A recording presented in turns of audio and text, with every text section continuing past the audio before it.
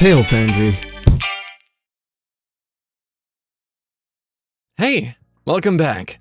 So, if you've been watching this show, you probably know by now that we're pretty obsessed with literature. Like, writing and reading about writing, that's quite literally programmed into our brains. It's all we do. Of course, archaic machines that we are, we still have to appreciate all the newfangled mediums for storytelling out there. And one of the most interesting by far is video games. See, where literature, television, and film are all relatively static once produced, games offer the promise of something more, something none of those other mediums can give us: an interactive story. Yeah, I'm sure there's that choose-your-own-adventure thing, which does offer the audience some options, but that's still a far cry from letting them discover, or in some cases create, the story for themselves. And yet, most games still just sort of stick to the same old formula, giving us straight-up pieces of narrative with gameplay in between. Because, it's not a game without some busy work in there. Of course, there are a bunch of exceptions out there, studios and developers who are pioneering the frontier of interactive storytelling. Studios like From Software, with their incredibly successful Souls series. See, the Dark Souls games do this crazy thing with narrative, where instead of just doing the same old predictable— Whoa, are you guys talking about Dark Souls? Hey Dave. Everyone, this is Dave from Dave Control Live. How'd you get in here? Tub of Vaseline, ventilation shaft, spandex, don't worry about it. So, which part of the games are we talking about? Well, we were talking about narrative in general and the unique storytelling methodology of Dark Souls, along with— so it's more like a technical writing thing. I guess you could say that, sure. Huh. Well, if you guys aren't going to, you mind if I just gush about the games for a minute? Actually, it's pretty lucky you decided to make this totally spontaneous and unscripted visit right in the middle of this episode, because we've got a lot of viewers who probably don't know much about Dark Souls, and you're pretty much an expert, so yeah, sure, go for it. Alright. Dark Souls is a series of dark fantasy games set in a dying world where the life-sustaining first flame is on the brink of going out, threatening to plunge the world into a new age of dark. Your job as a player is to help extend the Age of Fire, the Age of Life and Variety, by kindling the first flame with the souls of the mightiest beings in the land. Or, if you so choose, let the darkness swallow it all. The amazing thing is, while there's this deeply entrenched history to the world, most of it isn't just spoon-fed to the player. Environmental details, the items you pick up, where you pick them up, even the musical cues, all come together to create a storytelling experience that really does depend on the way you choose to play the game. All the elements of the story are there, just waiting for you to piece them together without the need for a bunch of cutscenes blaring in your face. If you wanted, you could go through the entire game without bothering with the lore at all. It's truly up to you, the player, and it's brilliantly done. So yeah, Dark Souls, pretty neat. Yeah, definitely. So, is that it, or? No, yeah, that's pretty much all I came here for. I'm out. Well, that was convenient. But he's right. The Dark Souls games are a really great example of a sort of opt-in narrative. The story is there, and it's extremely rich, but when you play the games, you are under no obligation to experience it. Or at least not all of it.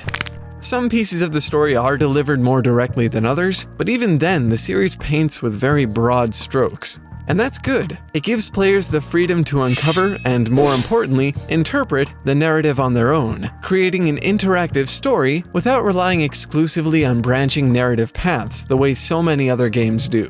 We'll get back to this branching paths thing in a minute, but first let's get all dense and technical and literary, because who doesn't love that? If you're at all into writing, you've probably heard the expression show don't tell about 1,000,000 billion times by now. And that's not just because it makes people feel smart and writerly when they say it. It actually reflects on the relationship between something called mimesis and something else called diegesis, one of the most important topics in all of narratology, or the study of narrative for you people with lives. Think of mimesis as the show and diegesis as the tell.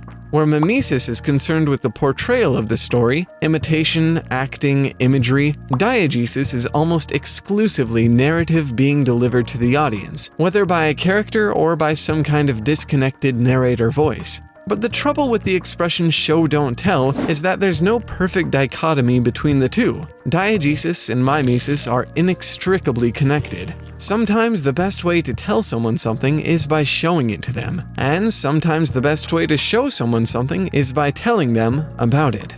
Take film, for example. It's primarily a medium of visuals and audio, perfect for mimesis. But look closer. Look at the minutiae. The progression of shots, the cinematography. What you'll notice is that those things in themselves are generally sort of invisible to the audience. Usually, you're focused on the elements on screen, not the meta details like composition. And so, those things end up serving as a sort of diegetic framework for the delivery of mimetic elements. And that's one of the great strengths of visual mediums like television and film, the ability to hide the narrative behind the fun stuff.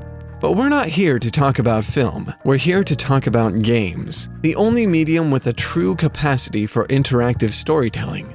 And this is where that branching paths thing really starts to matter. A lot of people seem to have subscribed to the notion that in order for a story to be interactive, it has to change when you interact with it.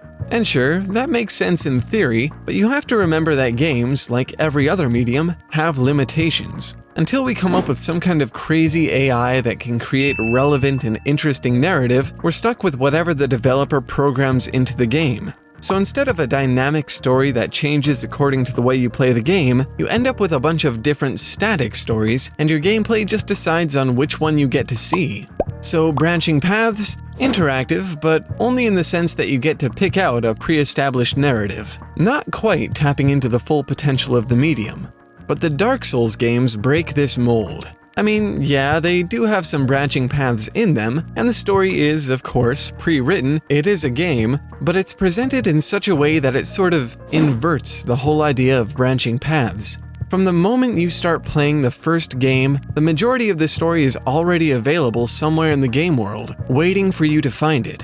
Except for a few purposefully vague cutscenes, there's no real imperative for the narrative to be delivered to the player. You just kind of run around and explore and find stuff, a lot of which won't even make sense to you at first. You really sort of have to dig to find the meaning. So through mimetic means, in this case playing the game, you find the diegetic narrative on your own. Unlike the branching path model, this allows players the freedom to extrapolate from any given piece of narrative they find. All those disparate, scattered hints about the lore and history slowly flow together into one narrative created by the player's interpretation of what they've seen so far. We call this a confluent narrative, mostly because we couldn't find a better existing term for it.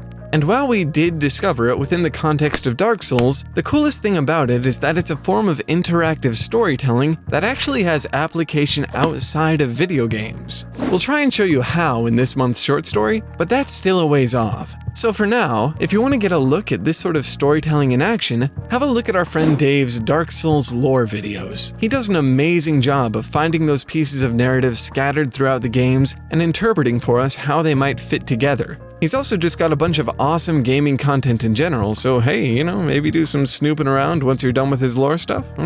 Oh, and if you've got any ideas about how to use this new concept of confluent storytelling, leave a comment. We would love to hash this thing out with you guys. As always, thanks for watching, and keep making stuff up. We'll see you next week. Bye!